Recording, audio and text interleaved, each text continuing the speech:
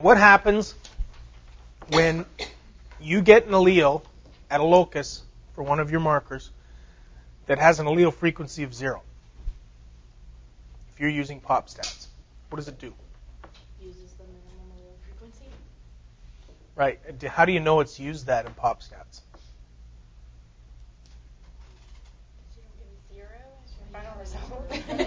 Does it say 0? Yeah, then how do you know that they put that number? Oh, how do you know that they put the number in for you? Correct. How do you know that? Because there's a little M that they print out beside the allele. Oh. You'll see an M. It means minimum allele frequency. And there are different ways of calculating it. I did a bunch of research on this when we were trying to get our SOP written for how to do this in Denver.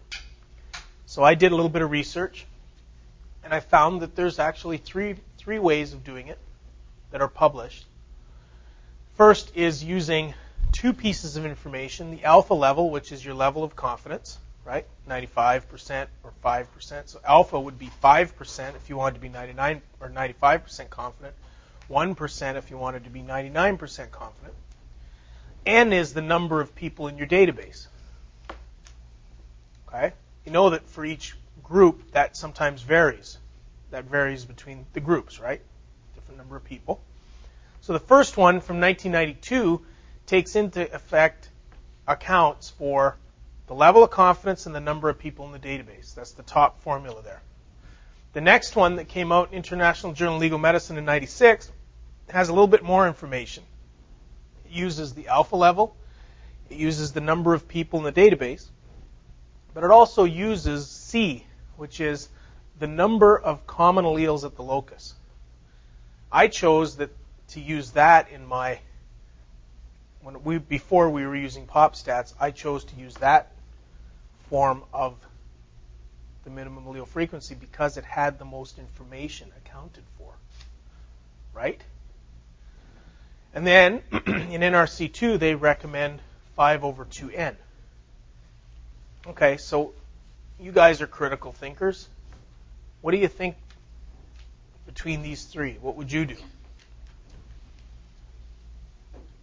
And how would you decide what to do? Well, the reason I decided on the middle one when I did was because it was published. The other two are too as well. One is in NRC 96. The other one's in a 1992 book by Weir. I chose the middle one because it had more information. It accounted for more in the database, right? Not just the number of people, but the number of common alleles. Well, as it turns out,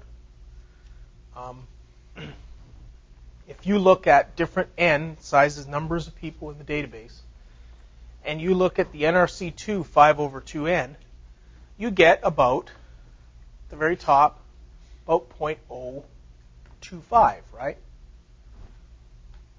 With 150 people, about 0.017. 200 people, about 0.01. Most of our databases that we're using are on the order of about 200 people, right? So you can see that 5/2n gives, where you have 200 people, about 0.01, or 1 in 100.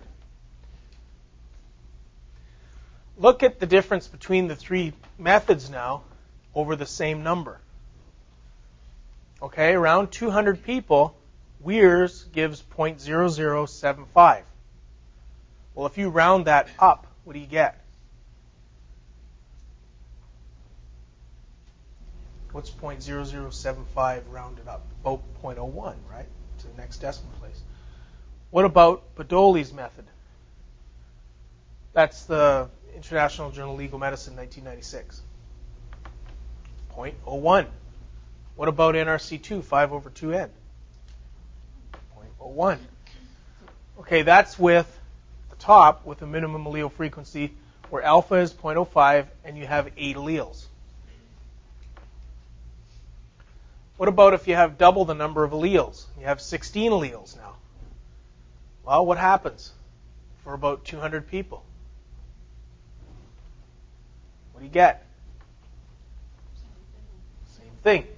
The numbers are slightly different, but the practical significance isn't, right? You get about 0.01.